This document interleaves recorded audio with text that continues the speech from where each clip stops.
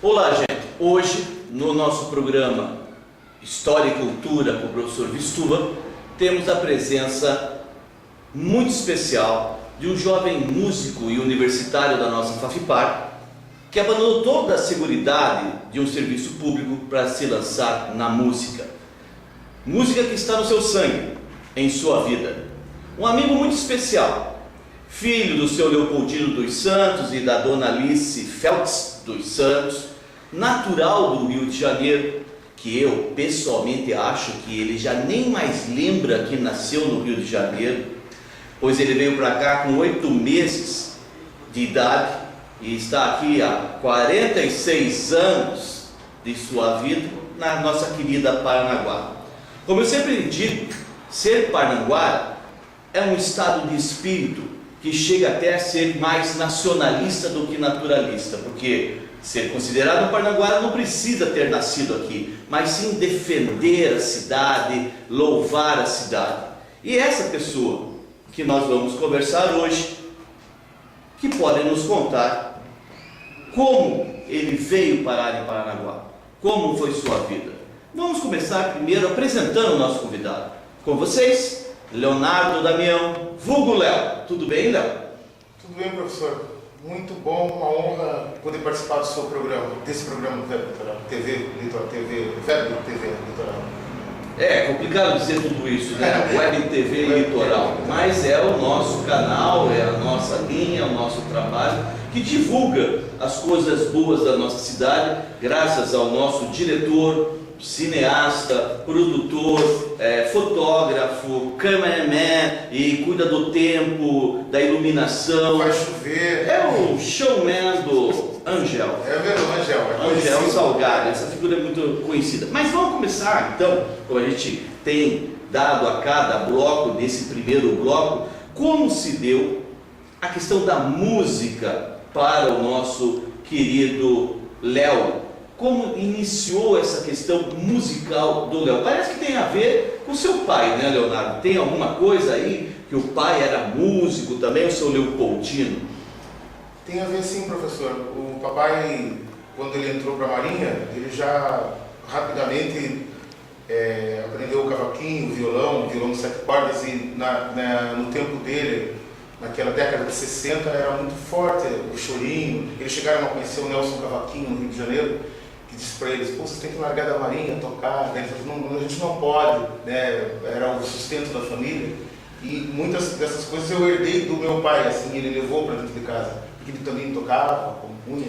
Mas tem uma coisa interessante, Léo, antes da gente conversar a respeito do teu pai, esse momento, como que a família Santos, né, o seu Leopoldino, morando lá no Rio de Janeiro, veio parar em Paranaguá? Como se deu esse processo da vinda do seu Leopoldino para Paranaguá?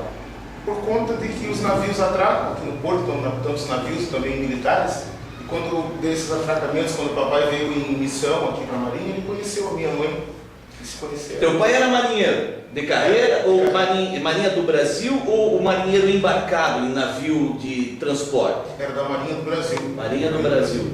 Aí ele veio para Paranaguá. Isso em 62, 63, por aí, né? E ele acabou conhecendo a senhora, sua mãe, a dona Alice. Isso, se gostaram, pronto. Então a senhora Alice é de Paranaguá. A mamãe é de Paranaguá. Paranaguá. E aí eles se gostaram. E aí o papai também deve ter gostado dessa situação maravilhosa que é a nossa cidade, né, professor? E ficou e se estabeleceu na Capitania dos Portos, onde provieram 7 filhos daí. Nós somos em 5 irmãos homens e 2 mulheres. 7 filhos, não são todos homens, né? Porque a lenda diz claramente que o 7º filho acaba virando lobisomem. Você era o 7º? Eu acho que eu sou o 5º. Quase um lobisomem. Tá quase lá. É um cachorro do mangue. Tá legal, então. Então o Léo nasce no Rio de Janeiro, com 8 meses vem para Paranaguá, estabelecem a família, teu pai trabalhando na Marinha aqui. E teu pai aqui trabalhando na Marinha, desenvolve a música em Paranaguá, junto à Marinha. Como é que isso acontece, mais ou menos? É um momento bacana, porque aquelas casas ali da capitania... Aquelas ali perto do Colégio Estadual Estados Unidos. Não, são aquelas ou aquelas perto da capitania? Da capitania. Ah, perto da capitania. Aí os vizinhos, por exemplo, tinha o seu Paulino também, que praticava, fazia parte do grupo, chegaram a tocar naqueles grupos, naqueles programas de TV do antigo Canal 12, aí saindo daqui, e ensaiavam ali também. Eu me lembro que as festas, eu era pequeno, mas eu chego a me lembrar, tinha muito chorinho, muito bandolim, violão de 7 cordas, eles se reuniam ou na nossa casa, ou na casa do seu Paulino, também, que era a Marinha, e ali a gente foi recebendo aquelas informações. Até hoje eu gosto bastante do chorinho, o papai era muito fã do Valdir Azevedo, né, desses grandes do chorinho, que a gente ficava ouvindo ali. Mas desses 7 filhos aí, só Leonardo que enveredou para a música, ou temos também aí outras pessoas da família, dos seus irmãos? Os irmãos todos, assim, se apaixonaram pelo violão. Aí tem um outro irmão meu, que é do primeiro casamento da minha mãe. Ixi, já começou a causar problemas aqui, mas vamos nessa. Junto com o trabalho do meu pai, que ele foi bastante importante, porque os 7 filhos originais do meu pai, esse outro irmão, que nós sempre nos demos muito bem, e quando moramos um tempo em Florianópolis, ele trouxe para dentro de casa toda a influência da bossa nova. Ele resolveu comprar uma guitarra, porque nós éramos irmãos, né? A gente nos dava muito bem. Ele resolveu trazer, porque em pouco tempo ele aprendeu a tocar o violão. Daí ele trouxe a outra influência, trouxe o Vinícius de Moraes, trouxe uma guitarra para dentro de casa, e trouxe toda a técnica e toda a maneira de tocar o violão, porque daí ele também se apaixonou por Vinícius, por Tom Jobim, e a gente ia recebendo aquilo, aprendendo a tocar, né? Também junto. Leonardo Damião. Leonardo Damião, quando que, é lógico, essa influência recebe do pai, da mãe, mas me parece que você, desde cedo, está compondo a música. Como é que se deu esse processo de composição de música? Porque tocar música de alguém é uma coisa, né? Ser um reprodutor, de certa forma, né? Reproduzir a música. Como funciona esse esquema de começar a compor, né? Nós estávamos outro dia conversando com outros músicos que eu admiro, nós sempre fazemos de conversa, e eu ouvi do Cleiton, que é um guitarrista virtuoso aqui de Paranaguá. Eu gosto muito da definição dele. Ele falou: Leonardo, é que você em pouco tempo você assimilou muita informação, que às vezes para você, o processo de composição, muitos músicos eles preferem ficar muito tempo estudando para depois ocorrer o processo de composição própria. Com a gente, por causa do meu pai, a gente ficava rindo, fazendo poesia em casa, fazendo rimas, e esse processo acaba acontecendo naturalmente. E também pelo fato de a gente gostar de poesia, de eu gostar de poesia também, né? Ser aluno da professora Ivone Marques, isso influenciou também. O Leonardo é nosso aluno no curso de História, onde eu sou professor, né? Já tive a oportunidade no primeiro ano, substituindo um professor lá na área de História Antiga, de lecionar na nossa Fafipar, na nossa querida Fafipar, para o Leonardo. Leonardo, nessa fase de adolescência, vocês tinham um grupo que tocavam junto, tinha nome, alguma coisa, faziam essas serenatas, ou saíam aí pelas baladas tocando pela vida alheia? Conte-me algo sobre isso. Então, daí era aquela época dos anos 80, em que o rock começou a passar por progressivo, a gente começou a montar bandas. Aí tinha uns barzinhos, que era muito bom, né, professora? Assim, o senhor fala sobre isso, eu estou bem orgulhoso, assim, de ser aluno do grupo de História, ser aluno, participar, porque naquele tempo os alunos, a gente se juntava para tocar nos barzinhos, aquela MPB gostosa, e também formar grupos de rock mesmo, assim. Rock pesado, rock pauleira ou rock light? O nosso rock querido lá, Cazuza, né, a gente tocava bastante. E aí entrava em grupos, mas aí eu comecei a achar assim que eu virando vocalista de banda de rock, eu estava abandonando o violão. Daí comecei mais a me afastar um pouco, mais poder ter o violão perto para compor, assim. Nesse primeiro bloco, então, a gente está vendo como se formou essa vida musical do Léo, a gente vai continuar conversando, e nós vamos descobrir algumas coisas interessantes da sua primeira composição aos 16 anos, no segundo bloco. Voltamos já já. Falar com o Leonardo, nosso Léo, é falar basicamente de música, e música puramente brasileira. E neste bloco nós vamos tentar ouvir o Léo com a sua primeira composição, né, Leonardo? Aos 16 anos de idade, moleque. Vamos ver o que Leonardo Damião produziu aos 16 anos? Então, nós tínhamos uma amiga em comum de acampamentos de escoteiro, que elas eram bandeirantes, uma se chamava Maria Beatriz, e ela também tocava muito MPB, e a Ana, que foi uma musa da época. E ela A musa sua ou da época? Musa minha. Ah, tá bom, estava vendo que tinha coisa nessa E história. ela foi para um lugar chamado Fremont, nos Estados Unidos, e pintou aquela paixão platônica. Daí, quando ela voltou para o Paraná, para Curitiba, um amigo meu falou assim: Leonardo, a Ana tá aí. Aquilo foi o boom da primeira música, eu fiz assim e fui embora. Então vamos ouvir. Léo, qual é o nome da música? Embarque. Embarque.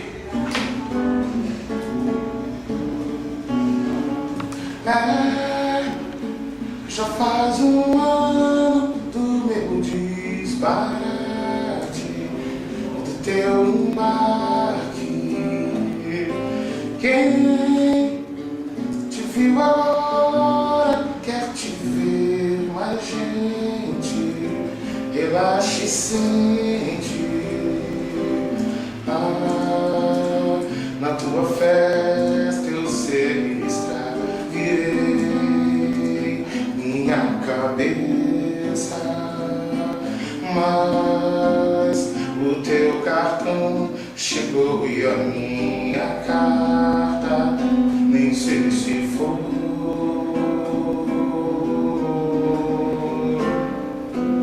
Fui no sol, Curitiba, Anacaí, coração batendo mais forte porque Anacaí.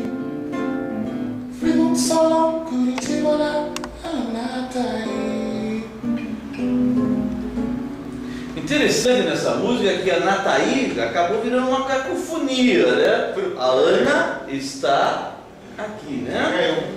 Assim, por ser, nesse caso eu aceitei, assim, ficou ritmo. Eu encontrei um cara do Maranhão que ele falava: Leonardo, essa que a música brasileira tá precisando, Cunhataí. Ele achava que era um termo indígena, daí beleza. Tá, Mas Cunhataí já é outro lado da coisa. Nessa mesma época, Léo, se produziu outras músicas, né? Poderia dar mais uma palhinha pra gente aí? Posso. Daí havia também já um apelo. Eu ganhei vários prêmios com essa música nos festivais de contenda, eles gostaram bastante. E daí já começava aquele apelo pela natureza, né? Daí eu fiz uma música chamada Por Esses Campos e Por Nós, que eu também ganhei no festival aqui no Paranaguá. Não conto que eu ao vivo aqui no final. Não, tudo bem. Quando cinza encobre o azul do peito verde queima de febre, olhe bem esse mar, que ele está a chorar, pois a mancha que avança tão negra sufoca e sabe matar. Por esses campos e por nós, para que cesse essa dor, nosso amor tem a voz. Por esses campos e por nós, por esses campos e por nós. Leonardo, agora pela sua linha verde, basicamente, natureza, mas, Leonardo, a parte romântica, isso é explicado e tal, e a maioria a maioria dos compositores no Brasil seguem uma linha de trabalho, né? Música de protesto, música de natureza, música romântica. Qual seria a linha do Leonardo? Quando eu fui muito influenciado, daí comecei a participar de festivais de uma certa forma. Essa que é a parte boa dos festivais. Como eu já ouvi, tem no DVD que fala aqui do Maringá. Aí já vamos ver os DVDs, os CDs. Ainda existe uma coisa pré-histórica que o Leonardo trouxe, poucas pessoas conhecem, o famoso LP, que era o long player, né? Olha só como era isso, gente. veja que maravilha. O Leonardo trouxe de presente para mim, porque eu sou professor de história, então ele trouxe para mim para que eu venha colocar no museu. Eu vou ter que arrumar uma vitrola, um toca-disco. Isso também só vou encontrar em móveis usados, brechós e qualquer coisa nesse sentido. A gente vai falar de tudo isso com o Leonardo. Leonardo, você também acabou enveredando para as artes plásticas. Nós vamos voltar com a música, não se preocupe.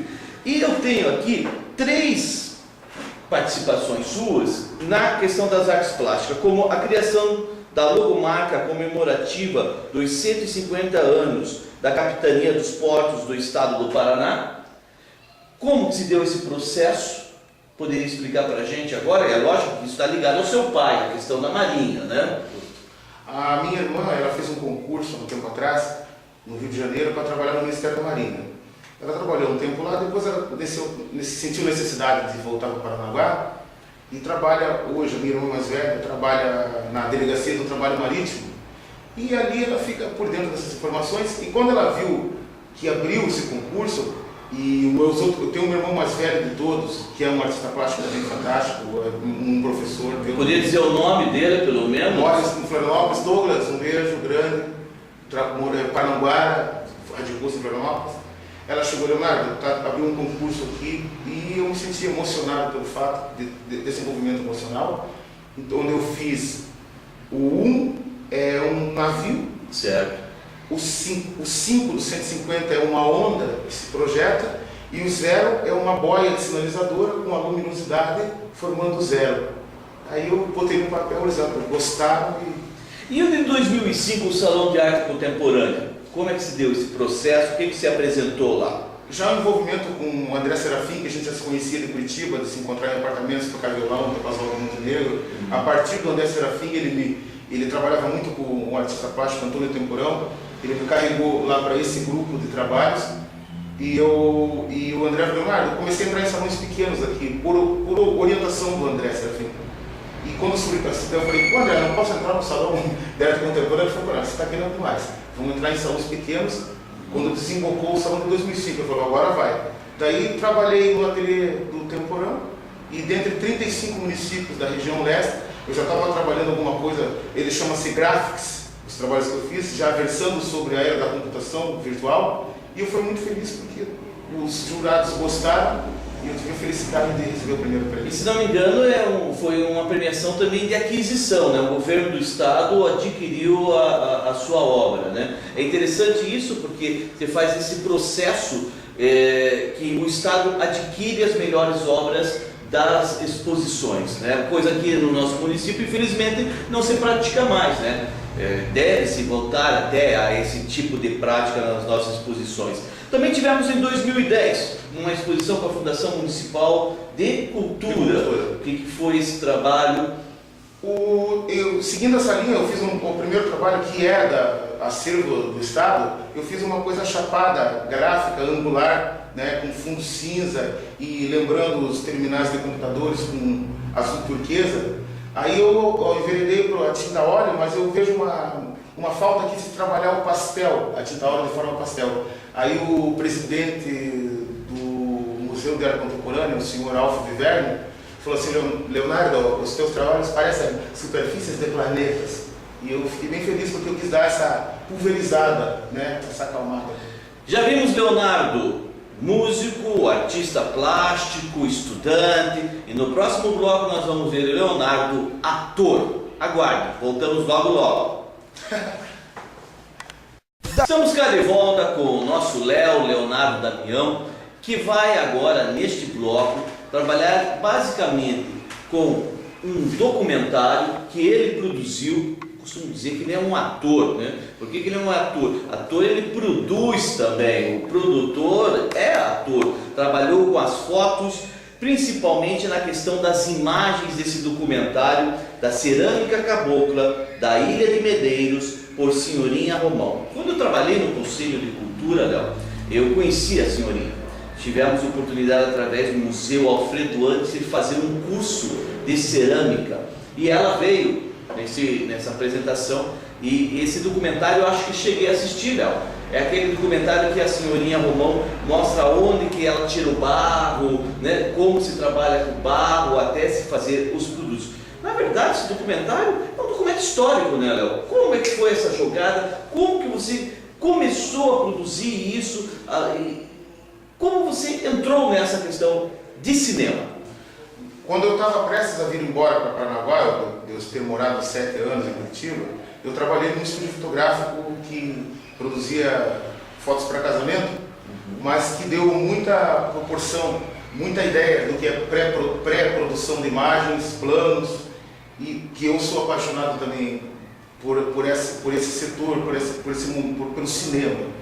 Quando eu cheguei em Paranaguá, a minha irmã, a pedido do meu pai, comprou uma Handycam. Assim, que meu pai queria ter uma filmadora em casa, assim, e era um desejo dele. Ele morreu pouco tempo depois, pra gente filmar nossos momentos familiares.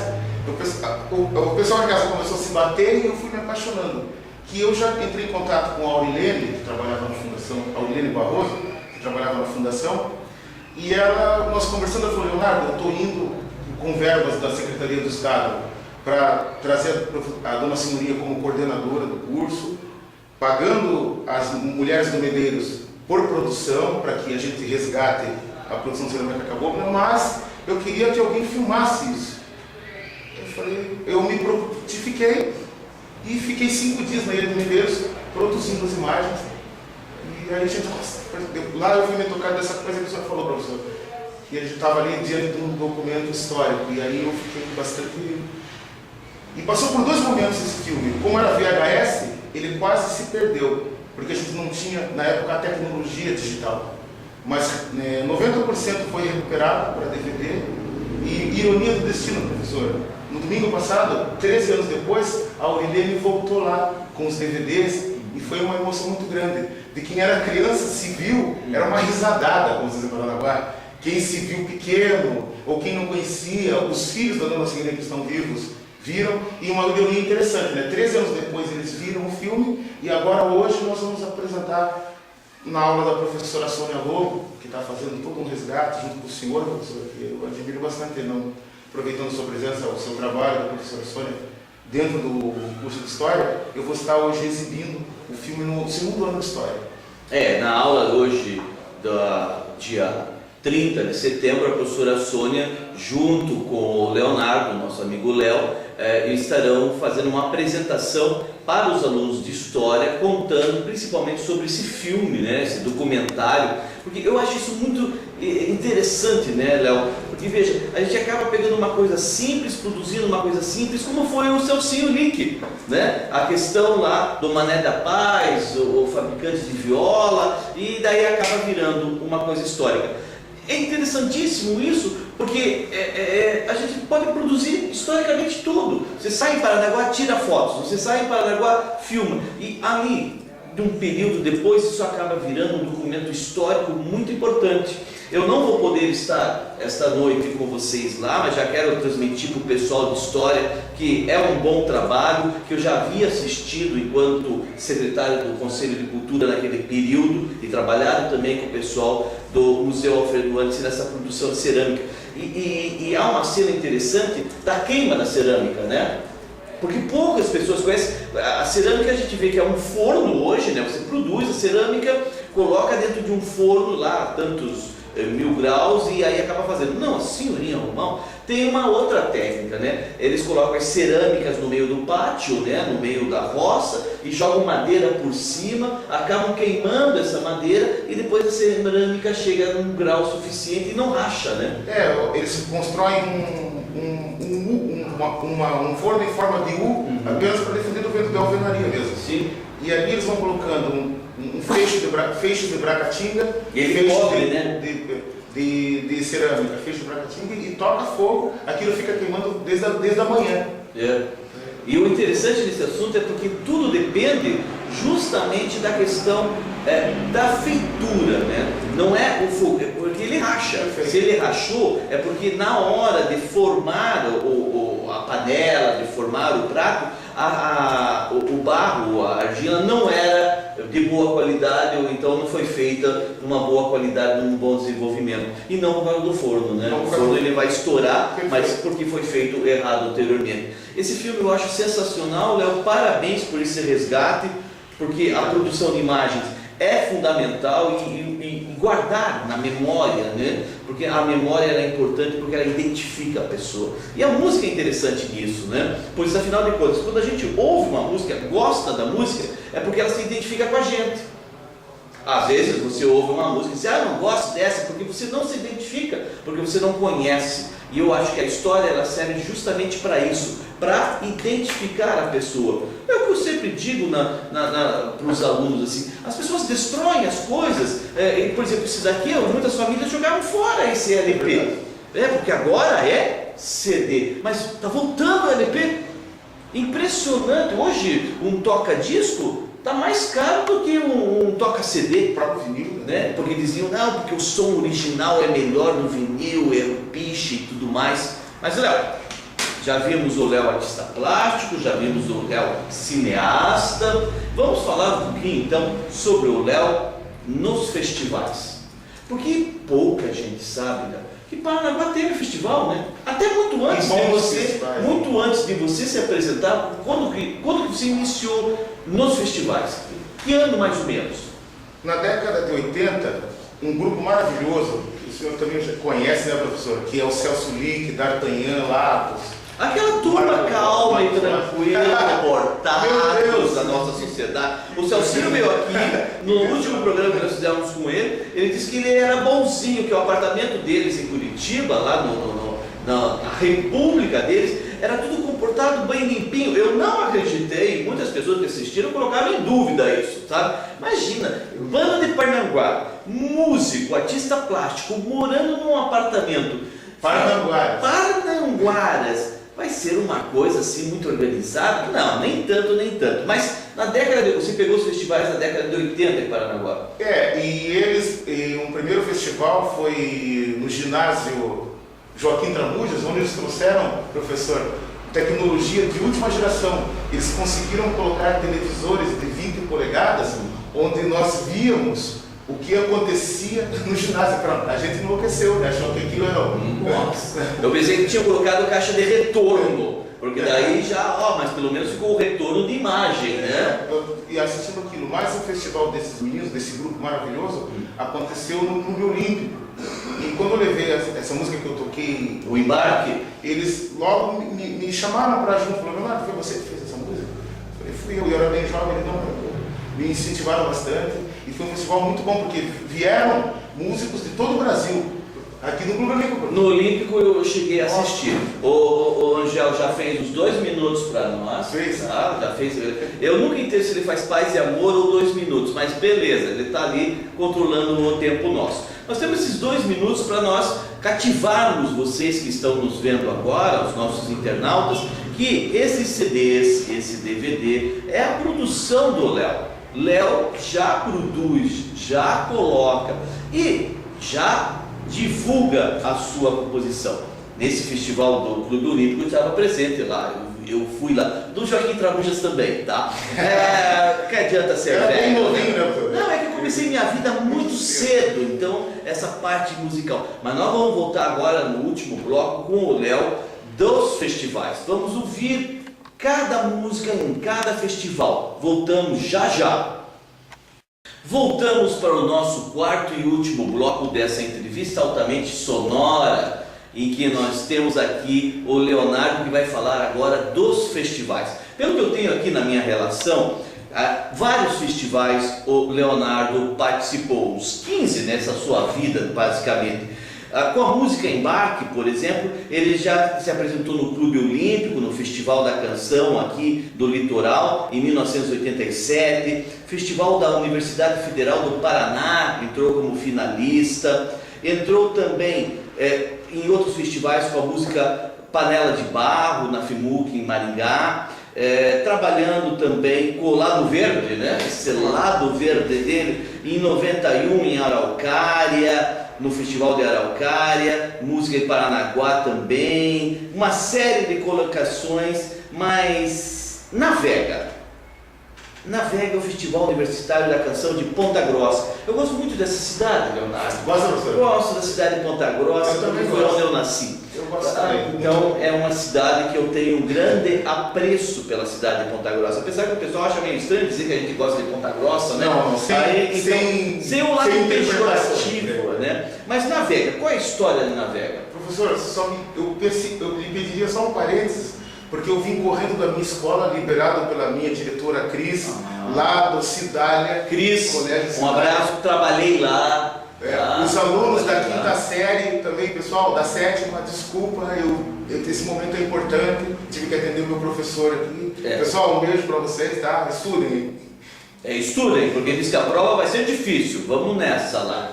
Navega não tem nada a ver para dar aula na Ilha dos Valadares, porque agora é ponte, né? Não tem que navegar. Como é que surgiu o Navega? Eu fiz pro meu pai, professor. Em homenagem ao seu Leopoldino? E quando eu ganhei esse prêmio de melhor intérprete no FUC, lá em Ponta Grossa, se eu falar o nome dele, muita gente não vai dizer que era o presidente do júri. Que uma prática do Festival de Ponta Grossa, eles sempre colocam no júri uma pessoa de renome. E nesse caso que eu ganhei melhor intérprete, era o Theo de Barros. Theo de Barros. Se a gente falar o Theo de Barros, eu também não saberia. Mas se eu cantar um trechinho da música dele, você vai lembrar. Vamos ver um trechinho da Theo de Barros. Prepare seu coração Disparada. para as coisas. Daí, na discussão entre os jurados, tem muitos excelentes intérpretes aqui, ele falou, não, me contaram isso depois, o Theo de Barros disse, o prêmio vai para o Djavan ali. Djavan, você? E eu fiz Faltou o cabelo só, né? Eu fiz Navega pro meu pai, professor. Então vamos ouvir Navega com Léo Damião.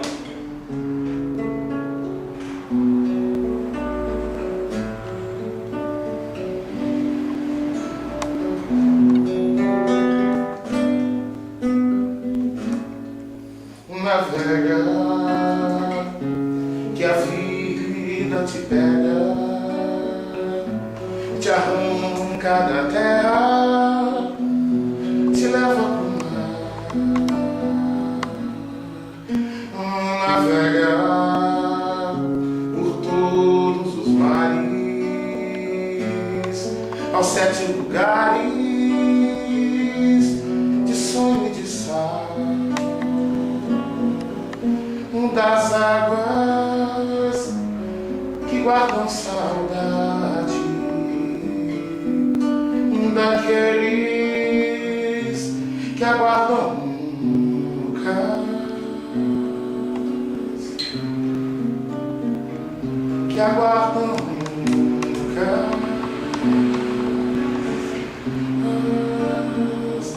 que aguardam nunca.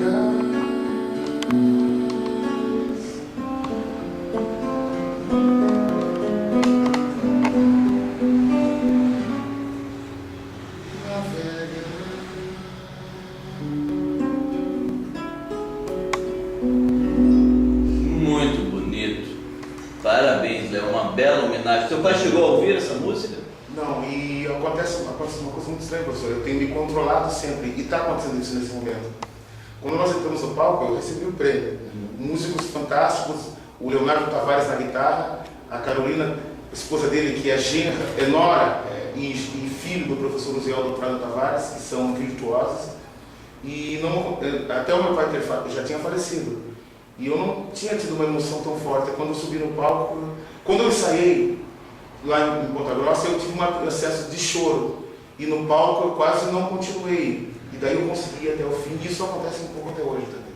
É o mesmo lance do Fábio Júnior com relação à música Pai, né? Que poucas pessoas sabem que há toda uma questão mística também em cima dessa música com relação ao Fábio Júnior ao pai dele, né? Tem até alguns testemunhos no YouTube, o pessoal pode pesquisar e ver. Festa do Poeta. Eu vou só cantar, professor, porque quem sabe tocar uma mulher. Mas não era aquela outra Poesia do Amor? Não, Poesia do Amor. Poesia do Amor eu fiz, eu tenho um segundo nome, né? Poesia do Amor, entre parênteses, Imaginando Júlia da Costa. O André Serafim me procurou um tempo que ele ia montar uma exposição com alunos dele. Eu falei, Leonardo, nós vamos falar, o nome do projeto chama-se Júlia. Se você quiser fazer uma intervenção, daí eu fiquei impressionado com a história da Júlia da Costa. Então, o senhor bem conhece. Não conheço essa mulher, não sei. Onde te querer, faz-me perder a razão. A poesia do amor faz bater meu coração. Permito-me enlouquecer do veneno da paixão. Morro de prazer e dor. Enfim.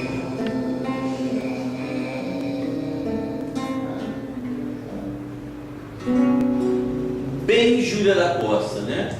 Viveu do amor, mesmo aquele amor tanto pela cidade de Paranaguá quanto aquele amor platônico por Benjamin. Essa história é maravilhosa e dá para servir de inspiração para dezenas e dezenas de músicos, né, Leonardo?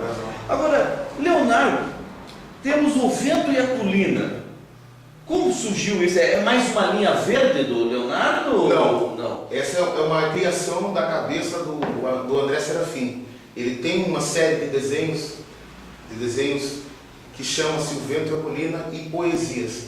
A ideia é produzir um audiovisual. E ele me procurou que ele queria musicar os versos. E eu levei para casa todos os versos e comecei a ler. Vamos ver um trechinho então. Só que daí eu fiz uma letra minha. Daí eu achei que era injustiça. A ideia era usar a poesia dele. E essa música eu fiz. Mas ele teve como base a produção poética do André Serafim.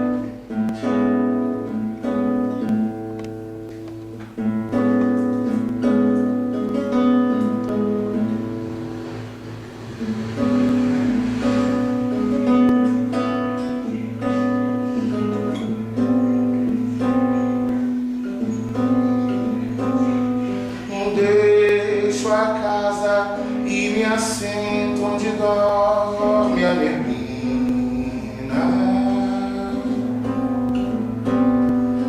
Ver voando a gaivota pro sol que termina.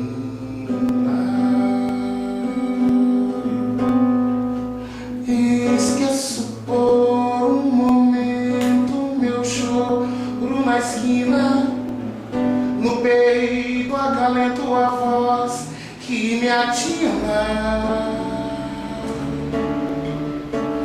Sonhos, o vento e a colina.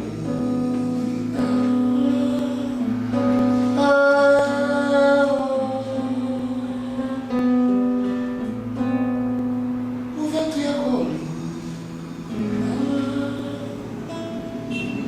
Muito bem, senhor Leonardo. Leonardo, além dessas composições, você também tem um jeito especial do hino de Paranaguá. Pode ser? Pode ser. Quando começou o processo do pessoal fazer o resgate, professor, aquele grande processo que o senhor participou intensamente de buscar o caiçarismo, e eu comecei a ler o livro do Manuel Viana e ver os jogos da Copa do Mundo. E é bacana ver o hino, né? Eu pensei, poxa, mas Paranaguá também tem um hino, e é um hino, acho que um dos mais bonitos. Daí eu peguei o violão e produzi daí.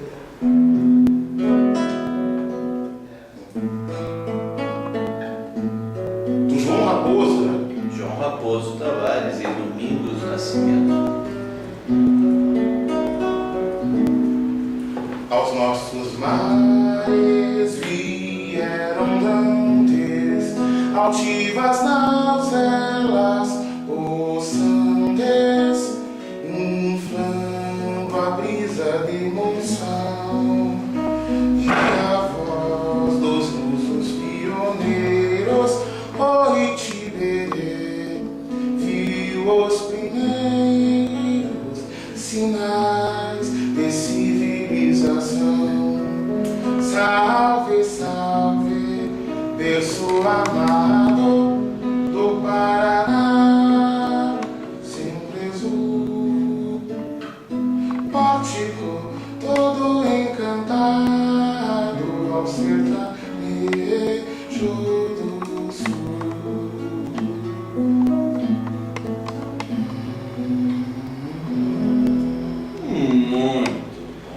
Muito Bonito, né, professor? É um hino maravilhoso, né? É um hino que a gente tem que se orgulhar. E agora, Angel, para finalizar, eu gostaria que você focalizasse o nosso amigo, só o nosso amigo, e que aí no nosso áudio vai ficar assim.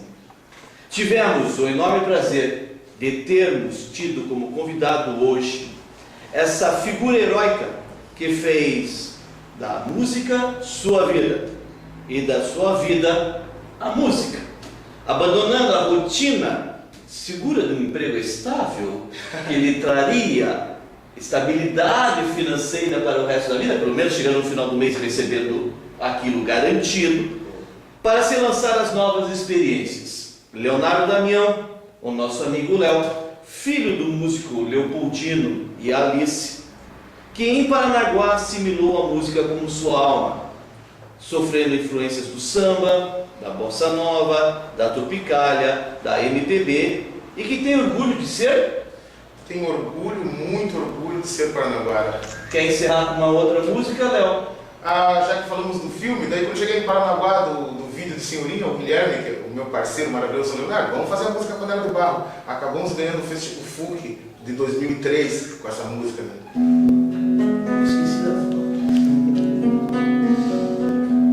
Festival Universidade de Ponta Grossa, professor. Vamos nessa! Vejo Deus no mundo inteiro, no poder da criação. Porque o homem é do barro e para o barro voltará. Deus também deu para o homem o poder da criação. E também lhe deu o barro para o barro transformar.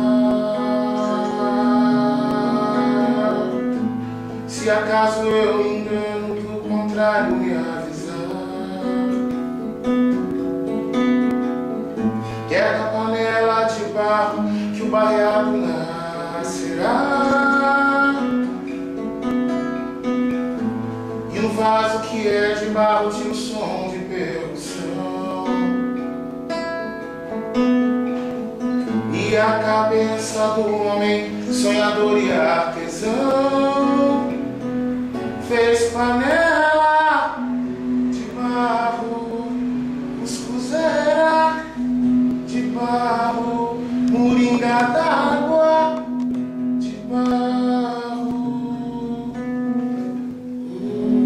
Você tá focalizando aí, né? Da educação